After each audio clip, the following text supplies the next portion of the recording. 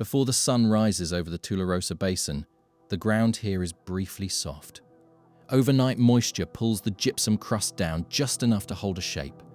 By mid-morning, it has hardened again, white and blinding, and whatever pressed into it the night before is sealed for good. That is the only reason we have this. Not stone.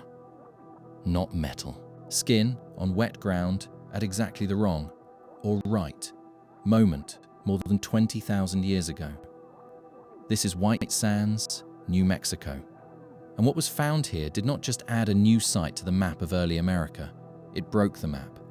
For most of the 20th century, the story of how humans reached this continent was short and tidy. Around 13,000 years ago, hunters carrying a distinctive fluted spear point crossed a land bridge from Siberia into Alaska, found a narrow ice-free corridor between two retreating glaciers, and walked south into a continent that had never seen a human footprint. Those hunters left their spear points near Clovis, New Mexico, first, which is why archaeologists call the whole model Clovis first. For decades, if you found something in the Americas older than roughly 13,000 years, the burden of proof was entirely on you. By the early 2000s, that model was already under quiet pressure. A site in southern Chile called Monte Verde had produced tools and hearths confirmed to be around 14,500 years old, a few hundred years earlier than Clovis. A handful of other sites: Cactus Hill in Virginia, Meadowcroft Rock Shelter in Pennsylvania, Paisley Caves in Oregon, hinted at people even earlier, though each of those claims came with its own asterisk, its own room for doubt. The wall was cracking. Nobody had broken it wide open. The Tularosa Basin was not going to make that easy, either. At least not at first. What is now a blinding white gypsum desert was, during the last ice age, the shoreline of a shallow lake scientists call Lake Otero. Mammoths came to drink there. Giant ground sloths, twice the height of a person, walked its mudflats. Dire wolves followed the herds. And people were there too, moving across the same wet clay, sometimes only hours apart from the animals, based on how their tracks overlap. David Bustos, the resource program manager at White Sands National Park, started noticing footprints eroding out of the old lake bed in the mid-2000s. The problem was that most of them are what researchers now call ghost tracks, nearly invisible to the naked eye under normal conditions, only becoming visible for a brief window after rain, when the moisture content of the footprint fill differs just enough from the surrounding gypsum to show a faint outline. A day later, they're gone again, baked back into blankness. For years, Bustos could point to where he'd seen them and had almost nothing to show anyone else.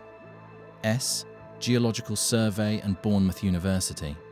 They used ground-penetrating radar to detect footprints that had no visible trace on the surface at all, then targeted excavation to expose them before the desert erased the evidence again. What they mapped, over several field seasons, was not one footprint. It was hundreds, arranged into trackways that let you follow individual people across the ancient lakeshore. Not as an abstract early human, but as someone with a stride length, a pace, a direction they were walking. And when the researchers measured the prints, one detail stood out immediately. Most of them were small. Many belonged to children and teenagers. In several trackways, an adult's print appears alongside a child's, the smaller footprints occasionally overlapping the larger ones, as if a kid were hopping in and out of an adult's stride. The same thing children do in puddles today, more than 20,000 years later.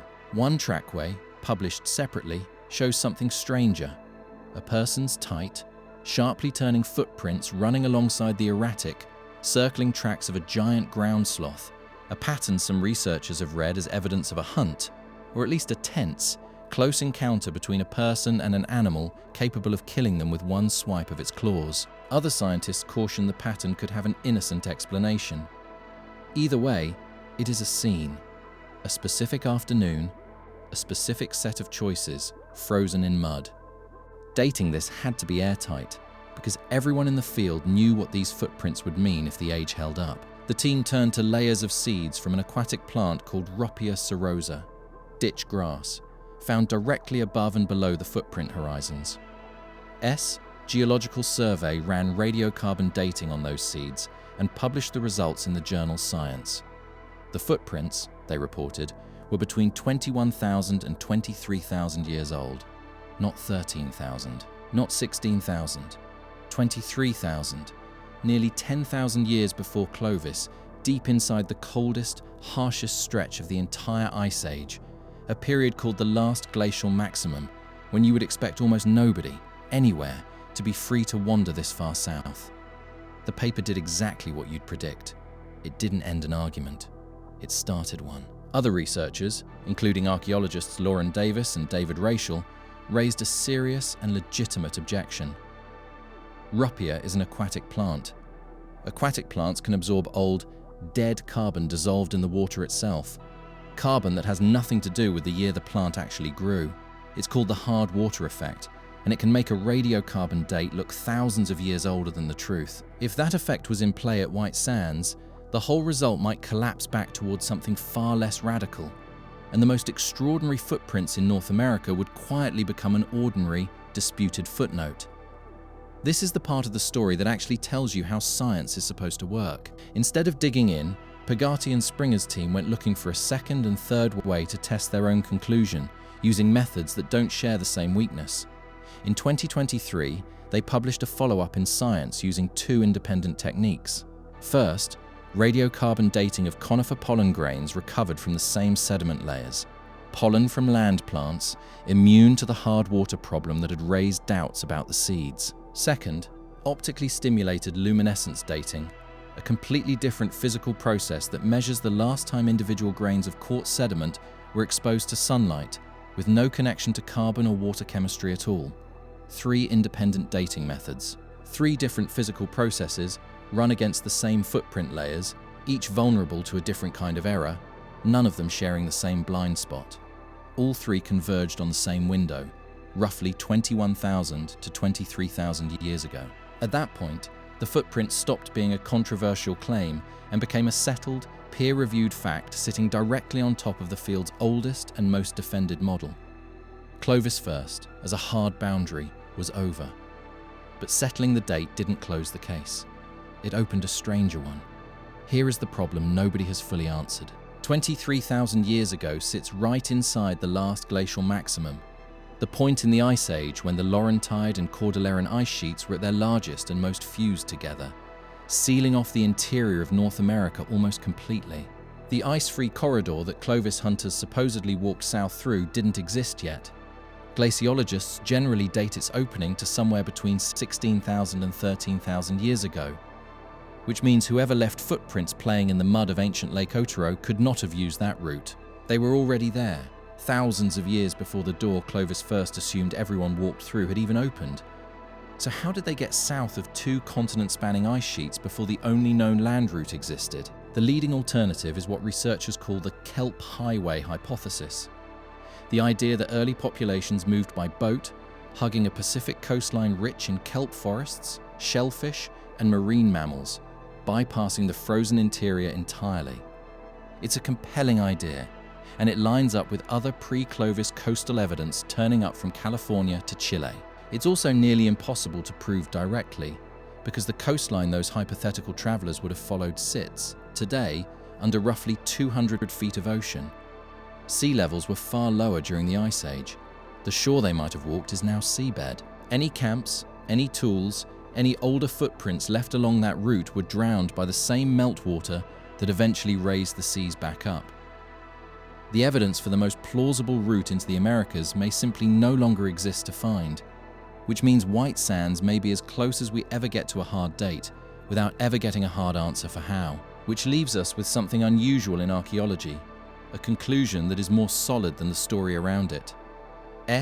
Geological survey-backed study can offer that people, including children, were walking the shoreline of a lake in what is now New Mexico 23,000 years ago. We do not know how they got there.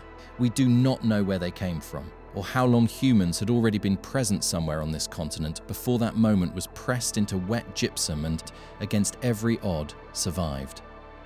The footprints themselves don't try to answer any of this. They're not a monument or an inscription. They're just tracks, a child's stride next to an adult's, a set of prints that turn sharply where a giant ground sloth's trackway swerves, evidence read by some as a hunt, or an evasion, or simply 2 creatures crossing paths on the same muddy morning. Whoever made them wasn't leaving a message for us. They were just walking home or away from something on a day that happened to end in rain and hard sun in exactly the right order to keep it. 23,000 years is long enough that the animals in these tracks, the mammoths, the dire wolves, the giant sloths, are all extinct now. It's long enough that we don't know what language these people spoke, what they called this lake, or whether they ever imagined anyone would stand where they stood and try to read their footsteps like a sentence. So the real question isn't when the first Americans arrived. That number keeps moving, and white sands may not even be the final answer. Just the oldest one we've managed to prove beyond doubt so far. The real question is what came before it. If people were already this far south, already confident enough to bring children along, already 23,000 years deep into a story we thought started 10,000 years later, what does first even mean anymore? The sand isn't finished giving up its footprints. Every year, a storm exposes a few more, and every year, the desert takes most of them back before anyone can measure them. Somewhere under that white basin, there may be an older trackway still waiting. One storm away from being found, and one dry season away from being erased forever.